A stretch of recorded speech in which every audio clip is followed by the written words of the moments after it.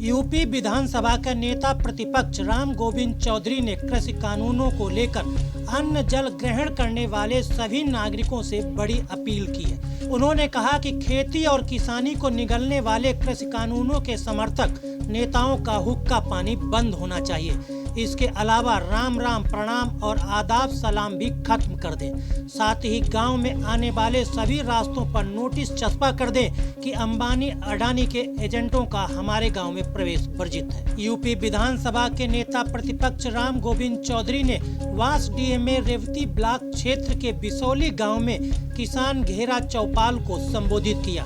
नेता प्रतिपक्ष ने कहा कि अडानी अंबानी के एजेंट और उनके पेरोल वाले नेता किसानों में फूट डाल रहे हैं। यह लोग शासन प्रशासन की मदद से जगह जगह सम्मेलन कर रहे हैं। ये एजेंट नेता लोगों को समझा रहे हैं कि खेती और किसानी अंबानी अडानी को देना फायदेमंद सौदा है, इसलिए ऐसे एजेंट नेताओं से सावधान रहने की जरूरत है। इसका सबसे आसान रास्ता है कि इन एजेंट से दूरी बनाकर रहना है, इनका लगातार बहिष्कार करना है।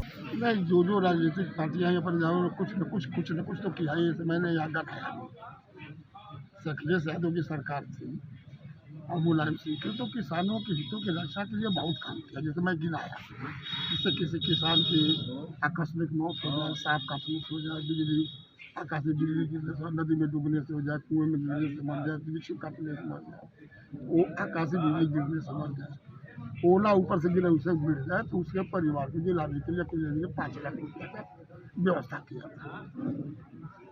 फसल की बीमा करा दिया था कि फसल नुकसान होगी तो उसका पूरा मुआवजा देंगे, उन्होंने दिया। फ्री सिंचाई कर दिया, ट्यूबवेल और सरकारी नहर से सरकारी, और किसानों को जो लाभ हो, उन्होंने कई ऐसी योजनाएं चलाई, जैसे डेयरी की योजना चलाई किसानों को। लेकिन आपका कहना सही है कि जितना सुधार किसानों को होना चाहिए आज तक नहीं है, और भारतीय जनता पार्टी तो बिल्कुल किसानों को उठा रहा है।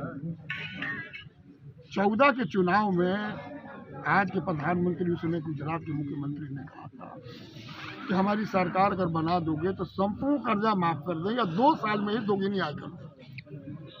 न कर्जा माफ हुआ, न दोगुना आय। तुम्हारे परिवार के लोगों को 2 करोड़ की हर साल नौकरी देगी। उत्तर प्रदेश की सरकार ने कहा था कि अगर हमारी सरकार बना दोगे तो 30 दिन के अंदर, 14 दिन के अंदर हम गन्ना किसानों का संपूर्ण भुगतान कर देंगे। 3 साल से गन्ना किसानों का पैसा बचा है, आज तक। इन्होंने भी कहा था कि संपूर्ण कर्जा माफ करेंगे 17 में। किसी का 200 हुआ, किसी का कहीं किसी 80% आदमी का नहीं हुआ, का 85 का नहीं हुआ, जिसका हुआ किसी का 200, किसी को 300। ये केवल भारतीय जनता पार्टी की, चाहे केंद्र की सरकार हो चाहे प्रदेश की सरकार हो, किसानों को ठगने का ही काम किया।